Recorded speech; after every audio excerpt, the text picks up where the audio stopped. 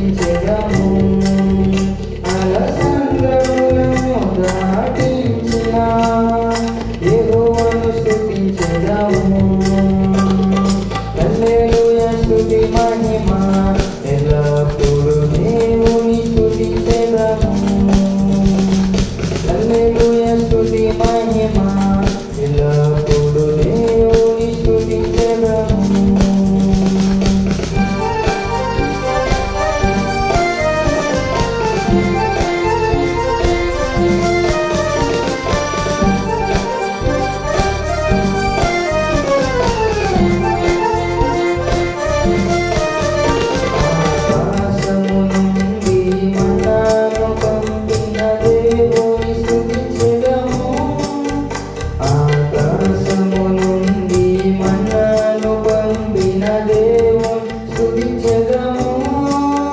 బండ నుండి మధుర జలమును పంపిన యెహోవాను స్తుతించెదము. బండ నుండి మధుర జలమును పంపిన యెహోవాను స్తుతించెదము. హల్లెలూయా స్తుతి మహిమ ఎల్లప్పుడూ దేవుని స్తుతించెదము. హల్లెలూయా స్తుతి మహిమ ఎల్లప్పుడూ దేవుని స్తుతించెదము.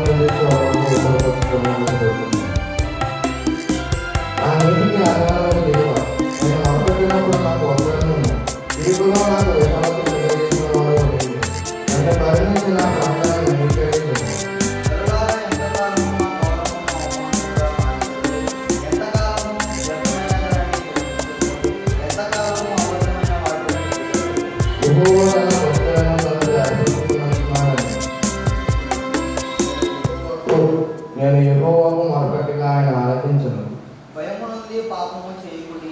మీరు పడకల మీద ఉండగా మీ హృదయములలో ధ్యానము చేసుకొని వరకండి. నీతియుక్తమైన బలులు అర్పించే యెహోవాను నమ్ముకొనుడి. మాకు మేలు చూపువాడవడని పలుకువారు అనేకులు. యెహోవాని సన్నిధి కాంతి భూమి మీద ప్రకాశింపజేయును. వారి ధాన్యత ద్రాక్షారసమును విస్తరించిన నాటి సంతోషము కంటే అధికమైన సంతోషము నీవు నా హృదయంలో పుట్టించితివి. యెహోవా నెమ్మదితో పట్టుకొని నిద్రపోవును. నేను ఒంటరిగా నుండినను నీవే నన్ను సురక్షితముగా నడిపింపజేయుదు. ఆమేన్. ఆ ప్రభు సన్నిధి మోకరించి ఆయన ముందర మ్రొక్కెదము. ఆయన మాటలు గైకొనినా అయినవి మనకెంతో మేలగును. రండి ఉత్సాహించి పాడుదము. రక్షణ దుర్గము మన ప్రభువే. తండ్రి కుమార శుద్ధాత్మకును తగు స్తుతి మహిమలు కలుగుగాక. ఆదిని ఇప్పుడు ఎల్లప్పుడు అయినట్లు యుగములనందు. ఆమేన్. తండ్రి కుమార శుద్ధాత్మకును తగు స్తుతి మహిమలు కలుగుగాక. ఓ దేవా, తండ్రిగాను కుమారుడుగాను పరిశుద్ధాత్మగాను ప్రత్యక్షంగా తండ్రి నీ ప్రత్యక్షత నిమిత్తమే నీకు అనేక స్తోత్రములు. ఇప్పుడు నిన్ను ఆరాధించు కృపాసనము దర్శించినందుకు వందనములు. దూతలో పరలోక పరిశుద్ధులు నిన్ను స్తుతించినప్పటికీ మా స్తుతులు పూర్వించిన నీకు అనేక స్తుతులు. నీవు కలిగజేసిన సమస్త సృష్టి బట్టి నీకు ఘనత కలుగుతున్నది. సృష్టి అంతతో పాటు నేను నమస్కరించున్నాను. ఆరాధన పూర్ణ నీకు కీర్తి కలిగినట్లు ఇక్కడ విషయాన్ని దీవించమని ప్రభు ద్వారా వేడుకొంచున్నాను. ఆమేన్. ప్రియులారా, ప్రభువునందు ప్రియులారా, మనము అతి పరిశుద్ధమైన దేవుని సన్నిధికి వచ్చినప్పుడు పూర్తిగా సర్వరాధలో ప్రవేశం పూర్వం మన పాపస్థితులు ఒప్పుకొని క్షమాపణ పొందడం మనకు ఎంతో మేలు. మన పాపం నివారణ చెప్పుకునే వల్ల మనలో సత్యం ఉండదు. మన పాపం మనం ఒప్పుకునే వల్ల ఆయన నమ్మని మనం నీతి మనసును కనుక ఆయన మన పాపం చెల్లించి సమస్త దుర్వేదనని మనల్ని బౌద్ధంగా చేయను. మన పాపం చేయలేదని చెప్పుకునే వల్ల ఆయనను అధికంగా ఓరమోదము. ఆయన వాక్యం మనలో ఉండదు. తన అతిక్రమం పరిహారం పొందినవాడు, తన పాపనకు ప్రాయశ్చిత్తం పొందినవాడు ధన్యుడు. యెహోవా చేత నిర్దోషించబడినవాడు, ఆత్మలో కపటము లేనివాడు ధన్యుడు. ఆమేన్. మా పాపంలో పరిశుద్ధుడైన ఓ దేవ, మేము మా జనం బట్టి నైజమును బట్టి పాపమైనా, తలంపులను బట్టి చూపులను బట్టి పాపమైనా, వినటను బట్టి మాటను బట్టి పాపమైనా, ప్రవర్తనను బట్టి క్రియలను బట్టి పాపమైనా, నీ కృపను పొందటకు మేము అయోగ్యులం.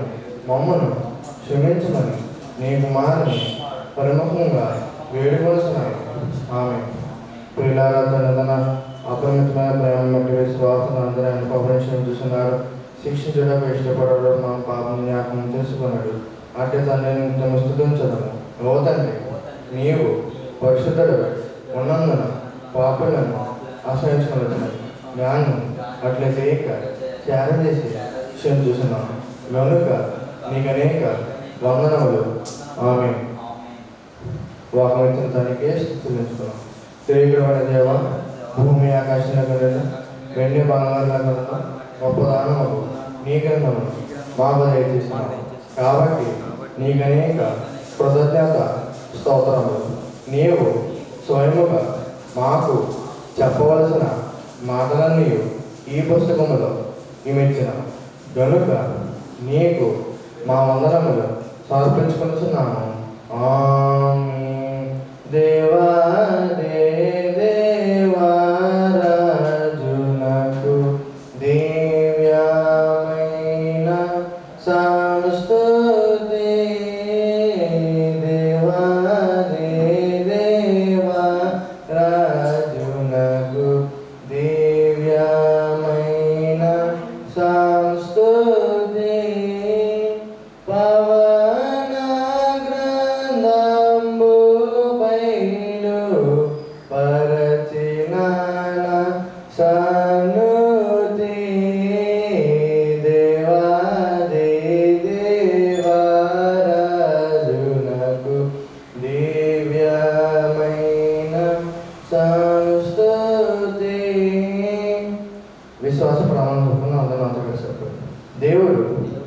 ఆద్యంతము లేని దేవుడని నేను నమ్ముతున్నాను.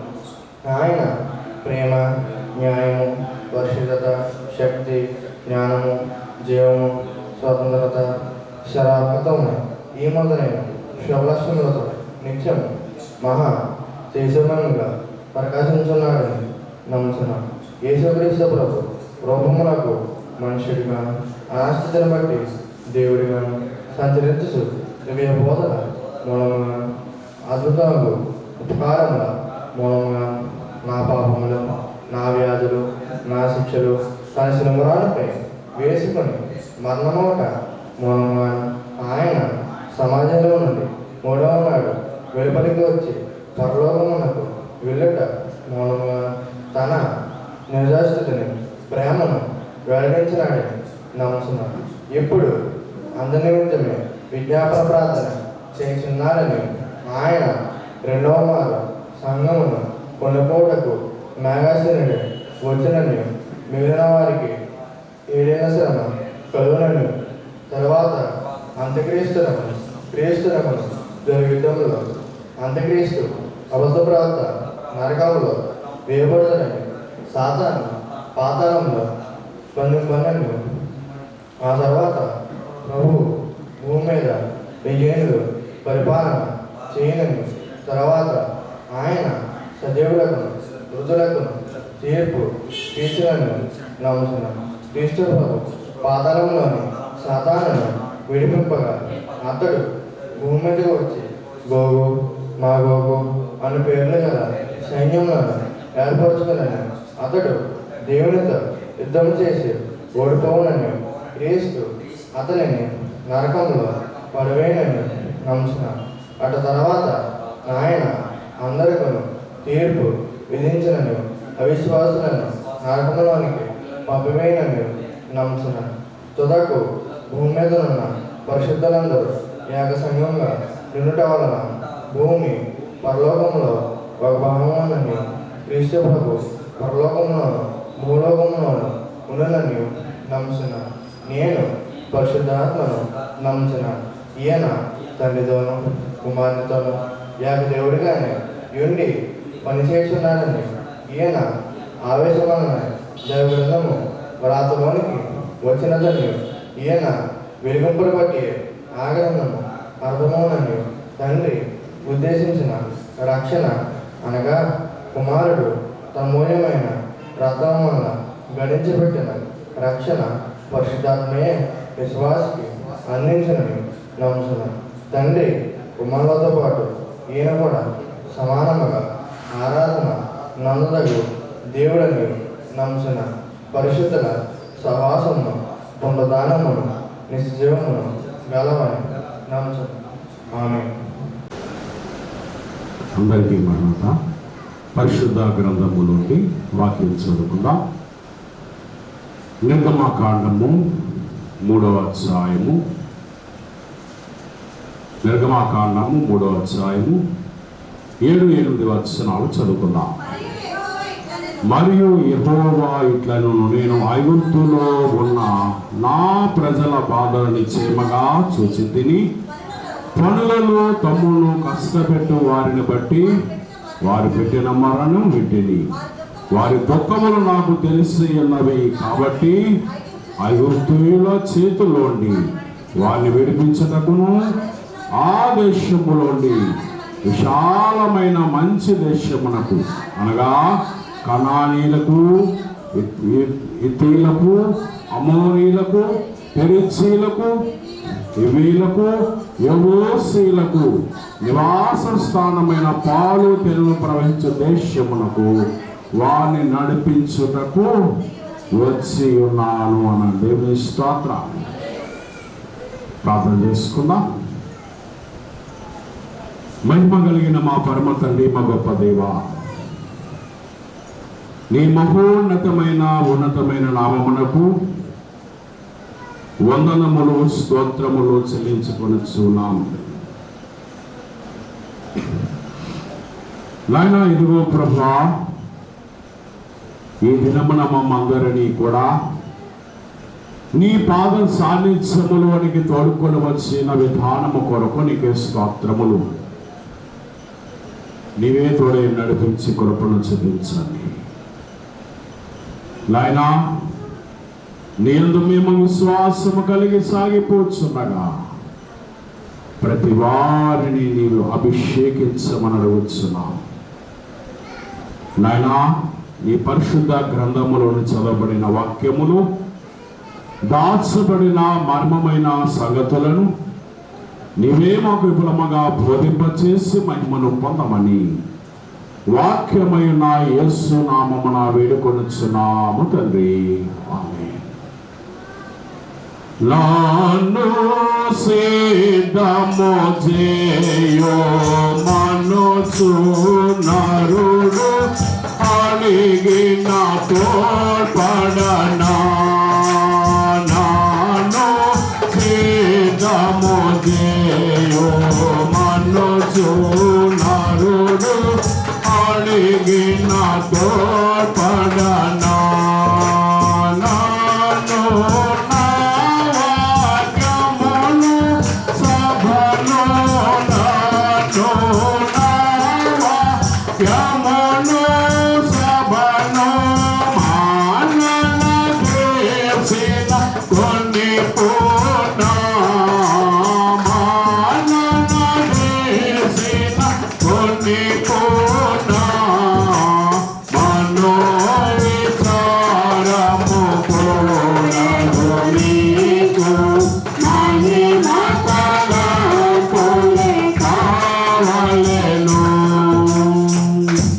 ఆయన పాద సాన్నిధ్యములను కూడా వచ్చిన దేవుని ప్రియ విశ్వాసులారా, దేవాదేవుని ఆశీర్వాదములు దీవెనలు తండ్రి మనందరి మీద కుమ్మరింపచేయును గాక. ఆమేన్. కూర్చోనండి. పరిశుద్ధ గ్రంథములో మనం గమనించినట్లయితే మనము దేవుడు మనకి ఎంతో స్వాతంత్రాన్ని ఇచ్చినట్లుగా మనం చూస్తూ ఉన్నాం.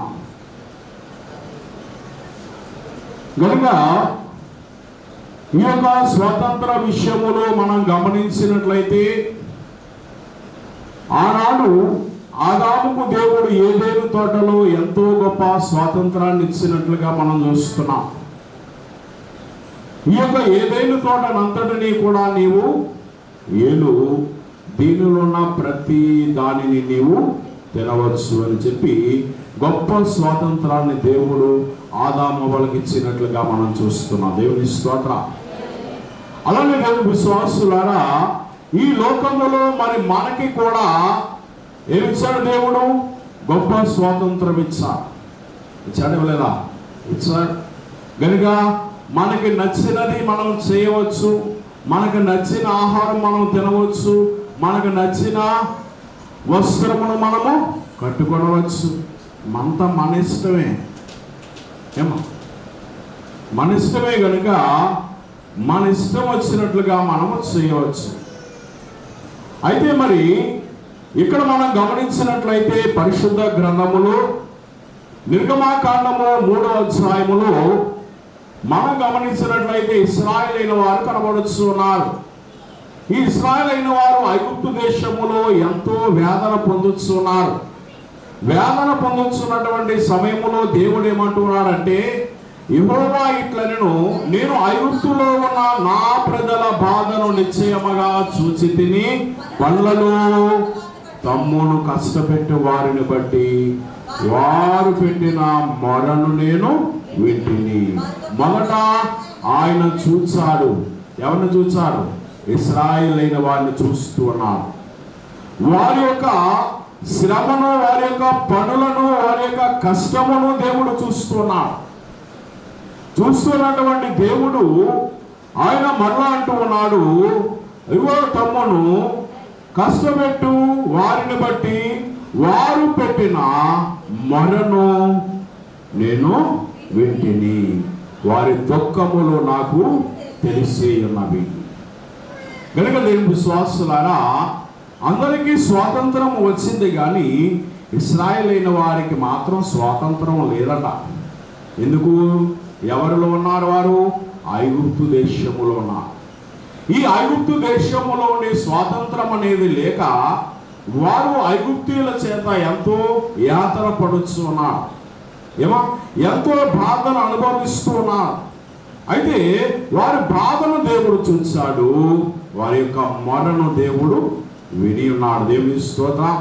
గనుక ఇప్పుడు వారిని ఏమంటున్నాడంటే, కాబట్టి ఐగుప్తుల చేతిలోని వారిని విడిపించుటకును ఆ దేశములోని విశాలమైన మంచి దేశమునకు, అనగా పాలు తేనెలు ప్రవహించు దేశానికి దేవుడు వారిని నడిపిస్తాను అని చెప్పి సెలవిచ్చాడు. దేవుని స్తోత్రం. మరి నేను నడిపించాలా నడిపించలేదా?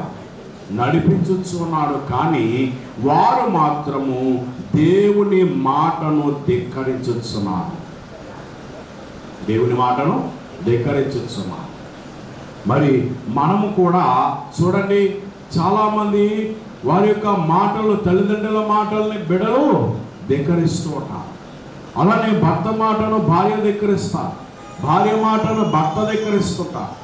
ఇలాగన ఒకరికొకరికి సమాధానము లేక ఆ గృహములు ఎన్నో వీధులు పడుతున్నారు. ఆ గృహములో సమాధానము లేదు గనక ఆనందము లేదు. దేవుని స్తోత్రం. అయితే దేవుడు మరి మన భారతదేశమునకు కూడా స్వాతంత్రమును తెచ్చుచున్నాడు. ఇచ్చాడు లేదా? మన ఇష్టానుసారంగా బ్రతకడానికి దేవుడు ఏమి ఇచ్చాడు? స్వాతంత్రం ఇచ్చాడు లేదా? ఇచ్చాడు గనుక మనం ఎంత చక్కగా బ్రతకగలుగుతున్నాం. కనుక నేను విశ్వాసులారా, మరి ఇశ్రాయేలైన వారికి స్వాతంత్రము రావడానికి దేవుడు ఆ కాలంలో మోషేను ఏర్పాటు చేసుకున్నాడు. మోషేను ఏర్పాటు చేసుకొని ఆ ఇశ్రాయేలైన వారందరినీ కూడా ఆ ఐగుప్తు దేశం నుండి బయటకు నడిపించడానికి ఆయన ఎన్నో శ్రమలు పడ్డాడు. అలానే మరి మన భారతదేశానికి కూడా స్వాతంత్రము రావడానికి అనేక మంది ఏం చేశారు? ఎంతో శ్రమ పడ్డారు, బాధలు పడ్డారు. మరికొందరైతే ఆరు దేశము కొరకు చనిపోయినట్లుగా కూడా మనం చూస్తున్నాం. దేవుని స్తోత్రం. కనుక ఇలాగ మనం గమనించినట్లయితే దేవుని విశ్వాసులారా, ఈ యొక్క కష్టపడిన వారు అనేక మందిని మనం చూస్తున్నాం. వీరందరూ కూడా మన దేశము కొరకు కష్టపడ్డారు. ఇప్పటికీ కూడా అనేక మంది కష్టపడుతున్నారు. మిలిటరీ వారు రాత్రి అనక పగలనక వారు ఏం చేస్తున్నారు? ఈ దేశము కొరకు వారు కావలగా ఉంటున్నారు. కనుక దేవుని విశ్వాసులారా, ఇలాగ మనం గమనించినట్లయితే ఈ స్వాతంత్రాన్ని పొందడానికి దేవుడు మనకి ఎన్నో గొప్ప ఆశీర్వాదాలని మనకి దయచేస్తూ ఉన్నాడు. అసలు స్వాతంత్రం అనగా ఏమిటని మనం గమనించినట్లయితే చూడండి, లేవి కాండము 26వ అధ్యాయము, లేవి కాండము 26వ అధ్యాయము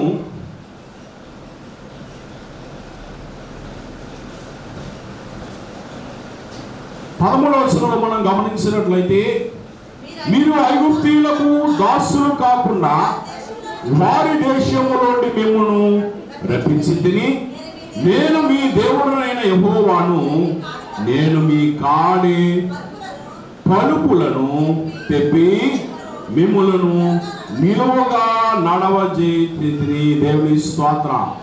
ఆయన ఆ కాడి పలుపులన్నిటినీ కూడా దేవుడు ఏం చేశాడు? తెంపివేశాడు. తెంపివేసి ఆయన ఏం చేస్తూ ఉన్నాడంటే, ఇప్పుడు వారిని నిలువుగా నడవజేస్తూ ఉన్నాడు. అంటే వారి భుజం మీద కాడి ఉండడం వల్ల వారు వంగి నడుస్తూ ఉన్నారు. కాడి అనేటువంటి శ్రమ ఉన్నది కనుక ఆ దాస్యం అనేటువంటి కాడిని విడిచివేయటకు దేవుడు మనకి గొప్ప స్వాతంత్రాన్ని ఇచ్చినట్లుగా మనం చూస్తున్నాం. ఈ దాస్యం అనేటువంటి కాడి, ఇంకా అనేక మంది ఈ దాస్యములోనే బ్రతుకుతున్నారు, వ్యాధులలోనే బ్రతుకుతున్నారు. మరి అటువంటి వారందరినీ విడిపించడానికి దేవుడు ఎన్నో గొప్ప అనేక మందిని దేవుడు ఏర్పాటు చేసుకుంటున్నట్లుగా మనము చూస్తున్నాం. అలానే స్వాతంత్రం అనగా దుర్నీతి బంధకములను తెప్పివేయట అన్నారు. మనలో ఎన్నో బంధకాలు ఉన్నాయి. కొంతమంది ఇంటిలోని బయటకు రానేటువంటి వారు ఉన్నారు. ఒక్కొక్కరికి ఒక్కొక్క రకమైనటువంటి బంధకాలను మనం చూస్తున్నాం. కనుక ఈ బంధకములన్నిటి నుండి మనకు విడుదల కలగాలి అంటే మనము దేవుని వైపు చూడాలట. ఎవరైనా చూడాలమ్మా? దేవుని వైపు చూడాలి. రోమాపత్రిక 14వ అధ్యాయము, రోమాపత్రిక 14వ అధ్యాయము 12వ వచనంలో మనం గమనించినట్లయితే, ప్రతి నాలుకయు దేవుణ్ణి స్తుతించును అని ప్రభువు చెప్పుచున్నాడు అని వ్రాయబడి ఉన్నది కనుక మనలో ప్రతి వాడును తన్ని గురించి దేవునికి లెక్క అప్పగించవలెను. దేవుని స్తోత్రం. కొంతమంది అంటారు, నా దగ్గర ఎంతో సొమ్ము ఉంది, నేను ఎవరికి లెక్క అప్పచెప్పాలా అంటారా? బంగారు నేను స్వయముగా విన్నాను కొంతమంది దగ్గర, నేను ఎవరికి లెక్క అప్పచెప్పాల్సిన అవసరం లేదు అంటారు. కానీ ఎవరికి అప్పగించాలి? మనం దేవునికి ఒకానొక దినాన్న నీవు లెక్క అప్పగించవలసిన వాడవైనా. విశ్వాసులారా, దేవుడు అంటున్నాడు, ప్రతి నాలుక దేవుని స్తుతించాలని ప్రభువు చెప్పుచున్నాడు అని వ్రాయబడి కనుక మనలో ప్రతి వాడు కూడా తన్ను గురించి, అంటే ఎవరి గురించి వారే ఏం చేయాలి? లెక్క అప్పగించాలి. విశ్వాసులారా, దేవుని విశ్వాసులారా, మనం గమనించినట్లయితే దేవుడు ఎంతో గొప్ప ఆశీర్వాదాల్ని దేవుడు మనకి కలుగజేస్తూ ఈ దుర్నీతి బంధకములన్నిటి నుండి కూడా మనము విడుదల పొందాలంటే, ఈ దుర్నీతి బంధకములన్నిటి నుండి కూడా మనకు విడుదల కావాలంటే మనం ఏం చేయాలంటే నమ్మకముగా పనిచేయాలి, నమ్మకముగా నడవాలి. దేవుని సన్నిధిలో మనం నమ్మకముగా నడవాలి. నడిచినప్పుడే అప్పుడు దేవుడు నీవు చేసినటువంటి పని ఏమిటో, నీవు నడిచినటువంటి మార్గం ఏమిటో అది దేవునికి ఇష్టమైనదైతే దేవుడు ఎంతగానో వాళ్ళను ఆశీర్వదించేవాడై ఉన్నాడు. కనుక దేవుని విశ్వాసులారా, దైవ సేవకుడైనటువంటి పిలుపును కలుసుకున్నప్పుడు మనం గమనించినట్లయితే అనేక మంది, ఇక్కడ ఒక నపుంసకుడు వెళ్ళిపోతూ ఉన్నాడు రథం మీద. అప్పుడు వెంటనే పరిశుద్ధాత్మ చేత పిలుపు ఏం చేస్తున్నాడు? ఆయనను కలుసుకొని నీవు చదువుతున్నది గ్రహించుచున్నావా అని అడుగుతున్నాడు. దేవుని స్తోత్రం. చాలా మంది పరిశుద్ధ గ్రంథాన్ని చదువుతారు కానీ ఏం చేయరు? గ్రహించాలి, ఏమో వాటిని గమనించాలి, వాటిని అర్థం చేసుకోవాలి.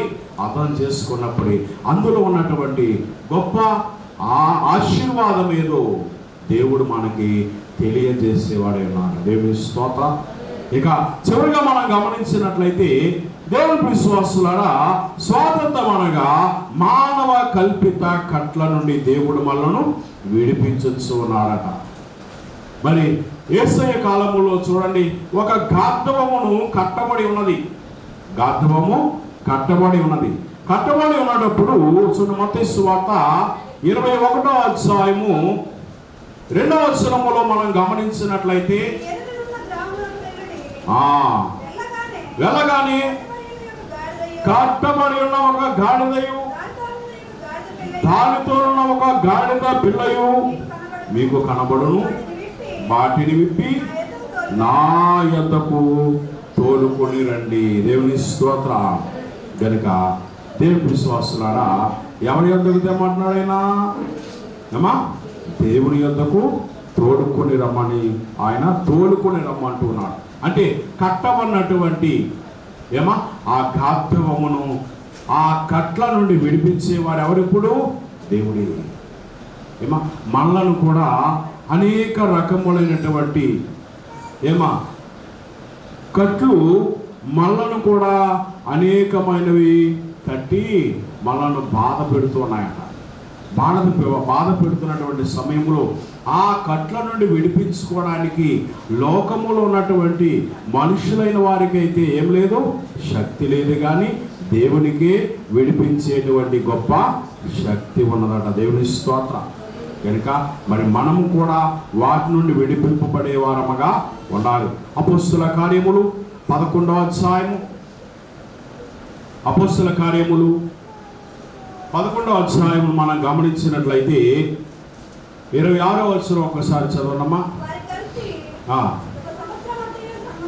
వారు కలిసి 1 సంవత్సరమంతయు సంఘములో ఉండి బహుజనులకు వాక్యమును బోధించిరి. ఆ మొట్టమొదట అంత్యొకయలో శిష్యులు క్రైస్తవులనబడిరి. దేవునికి స్తోత్రం. ఇక్కడ మనం గమనించినట్లయితే పరిశుద్ధులైన పౌలును మనం చూస్తున్నాం. వారు పరిశుద్ధులైన పౌలును అలానే బర్నబాయును అంత్యొకయ వరకు వెళ్ళి వారందరూ కూడా ప్రభువు కొరకు స్థిర హృదయముతో అత్తుకున్న వాళ్ళని అందరికీ కూడా వారు హెచ్చరించుచున్నటువంటి సమయంలో అతడు పరిశుద్ధాత్మతో విశ్వాసముతో నిండుకున్నవాడే సత్పురుషుడును బహుజనులు ప్రభు పక్షమున వారు చేరి. కనుక దేవుని విశ్వాసులారా, ఇలాగ మనం గమనించినట్లయితే వారందరూ కలిసి 1 సంవత్సరం అంతయు సంఘములో ఉండి బహుజనులకు వాక్యమును బోధించుతున్నారు. కనుక వారిలో ఉన్నటువంటి మానవ కల్పిత కట్లన్నిటి నుండి కూడా దేవుడు ఏం చేస్తున్నాడు? విడిపించుతున్నాడు.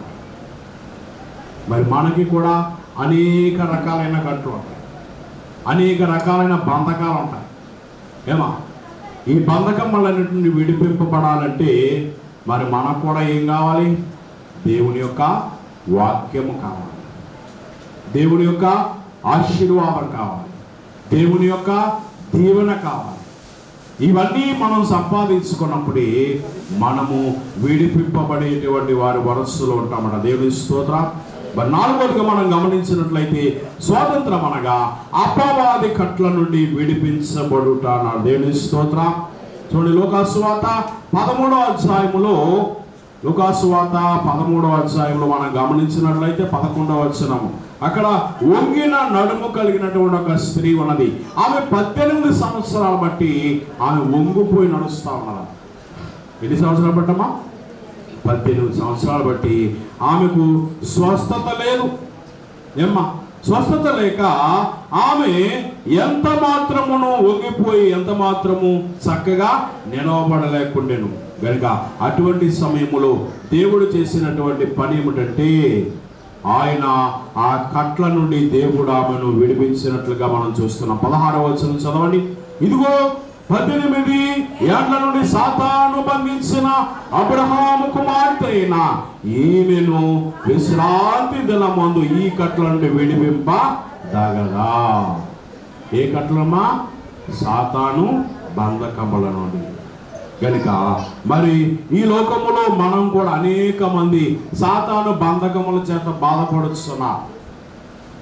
బాధపడుతున్నటువంటి వారికి శరీరానికి సంబంధించినటువంటి వ్యాధ, సాతాను సంబంధించినటువంటి బలహీనత వారికి తెలియక చాలా మంది ఏం చేస్తున్నారు? ఏమా? అటు ఇటు తిరుగుతున్నారు. అటు ఇటు తిరుగుతూ ఉన్నారు. కానీ ఎవరికి కూడా వారికి ఎంత వైద్యం చేసినా వారికి ఏం రావట్లేదు? స్వస్థత రావట్లేదు. అయితే మరి వారికి స్వస్థత కలగాలంటే ఎక్కడికి రావాలి? ఆ సాతాను బంధకము నుండి విడిపింపబడాలంటే అది దేవుని వల్లనే కానీ మరి ఎవరి వలన అవదట. దేవుని స్తోత్రం. కనుక ఇటువంటి ఆశీర్వాదమును మనం పొందుకోవాలంటే దేవుడు మనల్ని విడిపించేవాడై ఉన్నాడు.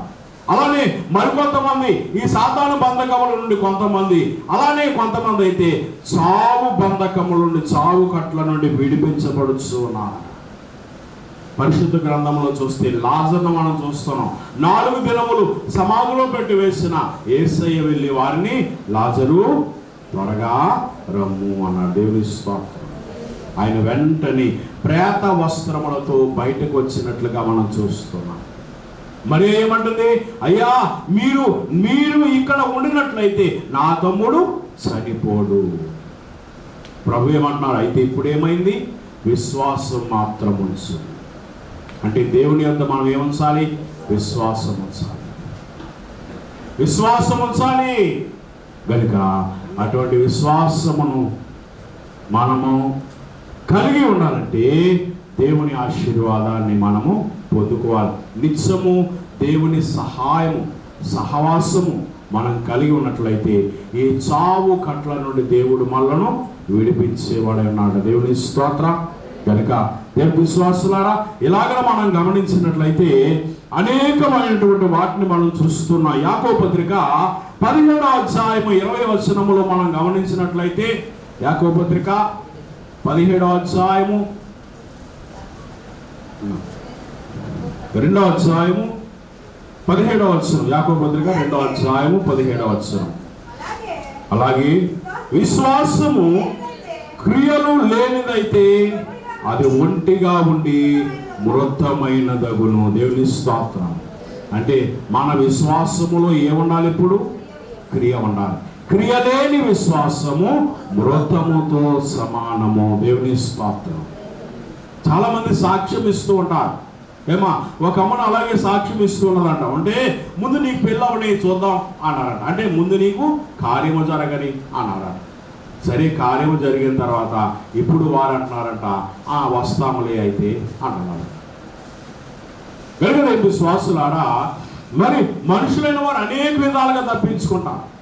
మరి ఆమె చెప్పినంతసేపు కూడా ఆమె రాలేదు. కానీ వారికి బలహీనత వచ్చినప్పుడు, వారి తమ్ముడు బాగా బలహీన పడిపోయినప్పుడు ఇప్పుడు వారిని తీసుకొని వచ్చి, అయ్యా ఇదిగో అమ్మా, నువ్వు తీసుకెళ్తా అన్నావు కదా, అక్కడికి ఒకసారి తీసుకెళ్ళవా అని అడుగుతున్నారు. చూసారా మరి? అంటే అంతవరకు కూడా వారికి ఏం అవసరం రాలేదు? దేవుని యొద్దకు వచ్చే అవసరం రాలేదంట. అంటే దేవుని యొద్దకు రావాలంటే మనకి ఏం ఉండాలా? కష్టం ఉండాలి, శ్రమ ఉండాలి, బాధ ఉండాలి, బలహీనత ఉండాలి. అంతేనా? ఊరికనే వస్తారా? ఏమా ఎవరన్నా ఊరికనే వస్తారా? మీరందరూ మేము పిలిస్తే వస్తారా? రారే. కనుక ఆయన సన్నిధికి రావాలంటే దేవుడు ఆయనను మనం మర్చిపోయినప్పుడు వెంటనే దేవుడు జ్ఞాపకం చేస్తాడంటే ఏ విధంగానూ ఏదో ఒక చిన్న శ్రమ చేత మనల్ని జ్ఞాపకం చేస్తారు. అది రాగానే ఎక్కడ పర్యటకు వస్తారు? అప్పుడు ఎక్కడుందో బాబు ఆలయము, అప్పుడు గుర్తుకు వస్తుంది అన్నమాట. ఏమో మరి కొంతమంది ఉంటారు, ఆదివారం ఆరాధన అంటే కొంతమంది బంధువులు వచ్చారో మానేవేస్తారు. ఏమో మరి కొంతమంది పనులు ఉన్నాయని మానేవేస్తారు. మరి కొంతమంది ఫంక్షన్లు పెట్టుకుంటారు. ఆదివారం అందరూ వస్తారు. ఏమా ఆదివారం ఎందుకు పెట్టామని ఒక ఆమెను అడిగితే నేను ఆమె అంటుంది, ఆదివారం అయితే కానీ అందరూ వస్తారండి. మిగతా రోజులైతే సెలవు పెట్టుకోవాలి కదా, సెలవు పెట్టుకుని కొంతమంది రారు, ఆదివారం అయితే అందరూ వస్తారు. మరి ఇదేమన్నా బాగుందా? మరి ఆదివారమును దేవుడు ఏమన్నాడు? పరిశుద్ధ దినం అన్నాడు. ఏ దినమమ్మా? పరిశుద్ధ దినం. మరి 6 దినములు మనకి దేవుడు స్వాతంత్రాన్ని ఇచ్చాడు, మన ఇష్టానుసారంగా బ్రతకమన్నాడు. 7వ దినాన మాత్రం ఎక్కడ ఉండమన్నాడు? ఆయన సన్నిధిలో గడపమన్నాడు. 7వ దినాన్ని కూడా మనం తినేస్తున్నామమ్మా.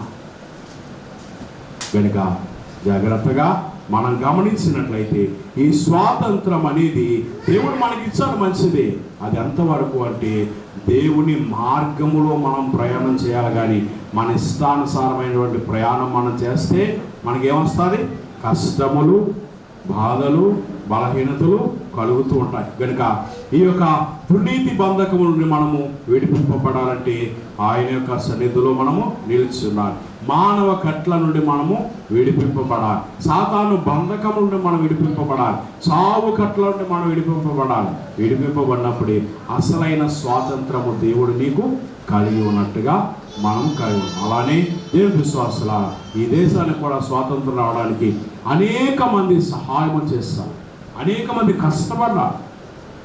ఏమో మరి వీరందరి విషయంలో కూడా మనం ఏం చేయాలి? ప్రార్థన చేసేవారుగా ఉండాలి. ఎందుకు? వారి ప్రాణములను విడిచి మనకేమిచ్చారు? స్వాతంత్రతనిచ్చారు. కనుక దేవుని విశ్వాసుల అటు స్వాతంత్రం మనకి కూడా కావాలంటే మనం ఆయన సన్నిధిలో నిలిచి విశ్వాసముతో గడిపే వారముగా ఉండాలి. అటు ధన్యత తండ్రి మనందరికీ దయచేయను గాక. ముగింపు ప్రార్థన చేసుకుందాం.